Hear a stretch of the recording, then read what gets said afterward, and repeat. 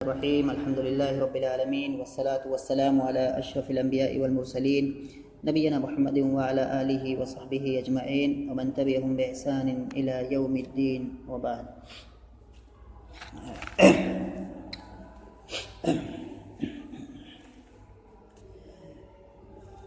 پچھلے درس میں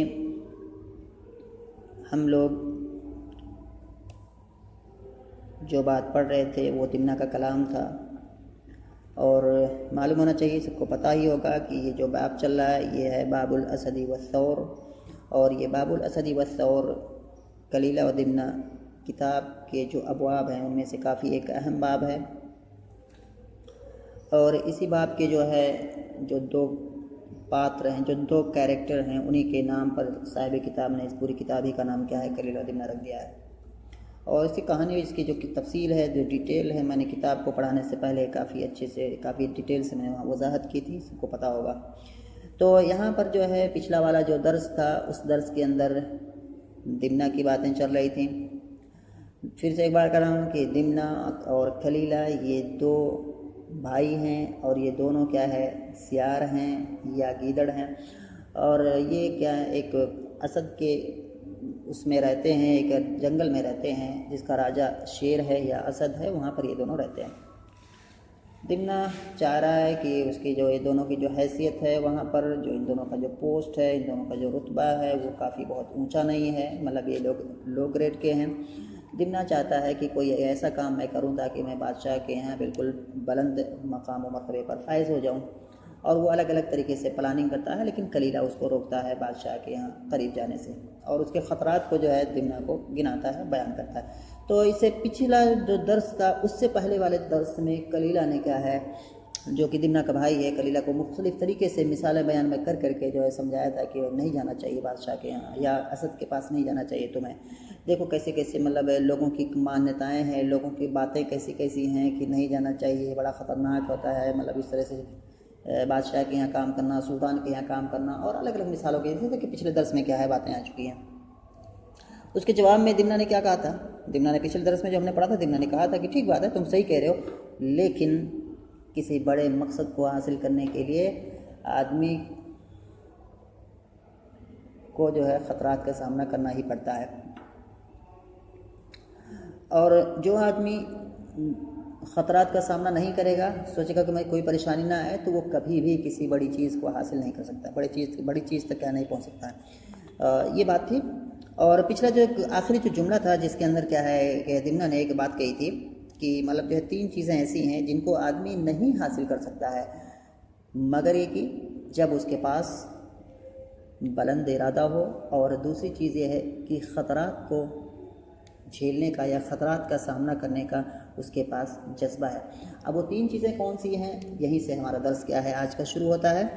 تو یہاں پر جو ہے پہلے میں عبارت پڑھ دے رہا ہوں، کتاب میں جو بات لکھی ہوئی ہے یہاں لکھا ہوا ہے، منہا عمل السلطان وتجارت البحر ومناجزة العدو وقد قالت العلماء في الرجل الفاضل المروءة إنه لا يرى إلا في مكانين ولا يليق به غيرهما، إما مع الملوك مكرما أو مع النساك متبتلا كالفيل، إنما جماله وبهاؤه في مكانين، إما في البرية وحشيا أو مركبا للملوك. قال كليلة خار الله لك فيما عزم لك عليه، وأما أنا فإني مخالفك في رأيك هذا. یہ بات جو پوری کی پوری ابھی میں نے پڑھی ہے یہ دمنہ کی بات ہے، یعنی کہ دمنہ، اب اس میں دمنہ کہنا کیا چاہ رہا ہے، قبل اس کے کہ میں اس کی تشریح کروں، اس کی وضاحت کروں اور دوسری چیزوں پر کلام کروں، سب سے پہلے اس میں دیکھتے ہیں کہ کوئی مشکل کلمہ ہے جو ہے کہ نہیں، جس کو ہمیں سمجھنے کی ضرورت ہے. یہاں پر دیکھتے ہیں کہ من عمل السلطان تجارت البحر، واضح ہے تجارہ مانے تجارت کرنا، اور یہ بحر ہے سمندر کی تجارت، یعنی کہ سمندر کے راستے سے تجارت کرنا. عمل السلطان بادشاہ کا کام، یعنی کہ بادشاہ کے یہاں کام کرنا. مناجزۃ العدو، مناجزہ کے معنی مقابلہ، یعنی کہ مقابلہ کرنا، مصدر ہے یہ، باب مفاعلت سے ہے. عدو کے معنی دشمن، جمع اعداء. وقد قالت العلماء في الرجل الفاضل المروءة، الرجل موصوف الفاضل المروءة، یعنی کہ الفاضل في مروءته. یعنی کہ جو آدمی کیا ہے شرافت میں فاضل یعنی کہ بڑھا ہوا ہے، یعنی کہ جو بہت زیادہ کیا ہے شریف آدمی ہے، اس کو کہتے ہیں الفاضل المروتی۔ اور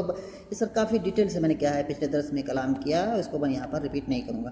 انه لا يرى الا في مكانين ولا يليق به غيرهما۔ لاق يليق، اس کے معنی ہوتے ہیں لائق ہونا۔ اما مع الملوک مکرما ای یعنی کہ معزز، مکرم کے معنی معزز، او مع النساک متبتلا۔ نساک یہاں پر جو آیا ہوا ہے یہ جمع کا صیغہ ہے اور اس کا واحد آتا ہے، اس کی واحد آئے گی ناسکن۔ ناسک کی جمع نساک، اور ناسک کیا ہوتا ہے؟ ناسک ہوتا ہے المتعبد المتزہد، المتعبد المتزہد،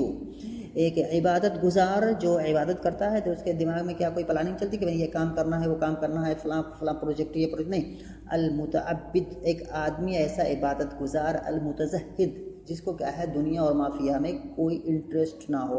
تو اس بھاونا سے جو آدمی عبادت کرتا ہے کہ بہت مطلب کہ عبادت کرے تو اس کو الناسک کہیں گے، یعنی کہ ایسا عبادت گزار جو کہ مطلب کیا ہے اللہ تعالیٰ کے ہاں جو چیزیں ہیں اس میں اس کی انٹرسٹ ہے، اس میں اس کو دلچسپی ہے، اور جو دنیاوی تمام طرح کی مطلب جو ہے کہ چمک دمک ہے اس میں اس کو انٹرسٹ نہیں ہے، اس میں وہ زہد سے کام لے رہا ہے۔ تو یہ ہو گیا المتعبد المتزہد۔ اور اس کے بعد کیا ہو گیا متبتل، یہ اس میں فاعل ہے تبتل سے، باب تفعل سے، تبتل یتبتل، تفعل یتفعل، متبتل۔ اور متبتل کیا ہوتا ہے؟ بہت سارے معنی آتے ہیں، اس کا معنی ہوتا ہے انقطع یعنی کہ کٹ جانا، یعنی کہ لوگوں سے کٹ جانا، متبتل۔ اور ایک معنی اور آتا ہے تبتل الی ربہ ای تفرغ لعبادتہ،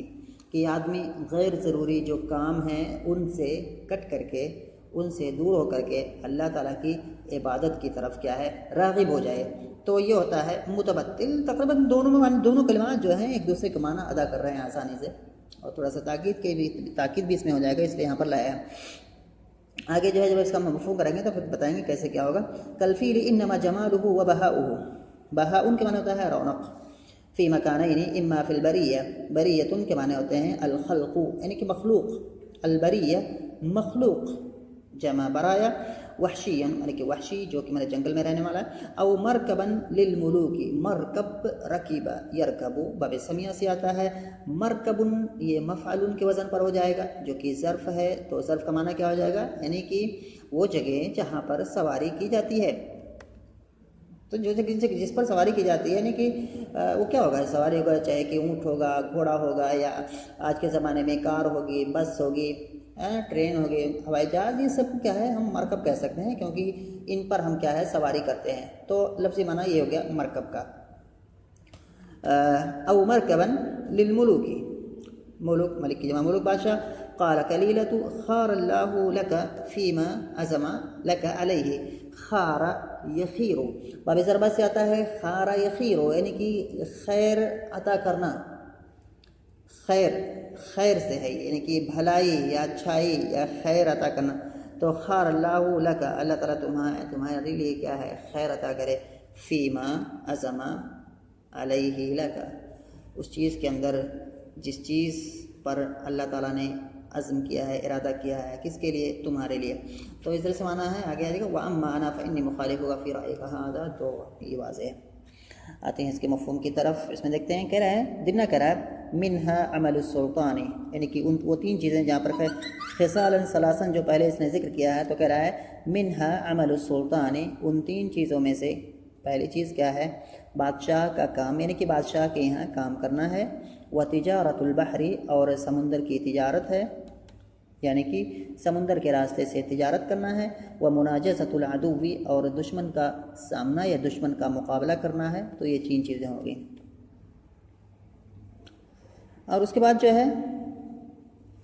وقت قالت العلماء، یہاں آگے کہہ رہا ہے، اور علماء عالم کی جمع علماء، یعنی کہ یہاں کوئی عالم ایسا ایکسپرٹ مراد نہیں بلکہ علماء نے کہ جانکار لوگ، وقت قالت العلماء، اور جانکار لوگوں کا کہنا ہے، فی الرجل الفاضل المروءہ، اس آدمی کے بارے میں جو کہ اپنی شرافت میں بڑھا ہوا ہے، یعنی کہ جو کافی حد سے جو کافی زیادہ شریف آدمی ہے، یعنی کہ تو اس کے بارے میں علماء نے کیا کہا ہے؟ یہ بات کہی ہے۔ تو قال یہاں پر ہے، اور قالت یہ فعل ہے، اس کا جو مقول ہے یعنی کہ قول ہوتا ہے تو اس کا مقول بھی آتا ہے، یعنی کہ جو بات کہی جاتی ہے، اور یہ یہاں پر ہے۔ اس کو ہم انا پڑھیں گے یا انا پڑھیں گے، اس پر انہوں نے حمزہ نہیں لگایا ہوا ہے، لیکن نحو کا ایک قاعدہ ہے، وہاں پر اگر دیکھو گے تو وہاں ڈیٹیل سے ملے گا کہ وہ کون کون سی جگہیں ہیں جہاں پر انا پڑھا جاتا ہے، اور وہ کون کون سی جگہیں ہیں جہاں پر کیا ہے، انا پڑھا جاتا ہے ضروری طور پر، اور وہ کون کون سی جگہیں ہیں جہاں پر کہ انا اور انا دونوں پڑھنا جائز ہوتا ہے۔ یہاں یہ جو جگہ ہے کہ اگر قالا کے بعد اگر اس طرح سے آ رہا ہے تو وہاں پر انا پڑھنا ضروری ہے۔ تو اگر کہیں بھی قالا لکھا ہوا ہے تو چاہے اس پر حمزہ لگا ہو یا نہ لگا ہو، اس کو ہمیں انا ہی پڑھنا پڑے گا۔ تو یہ ہے انہو، انہو لا یرا۔ تو کیا ہے کہ جانکاروں کا کہنا ہے کس کے بارے میں، ایک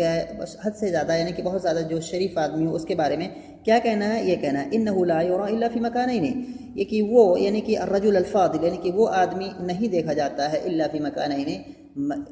مگر یہ کہ دو جگہوں میں، اور ولا یلیق بہ غیرہما،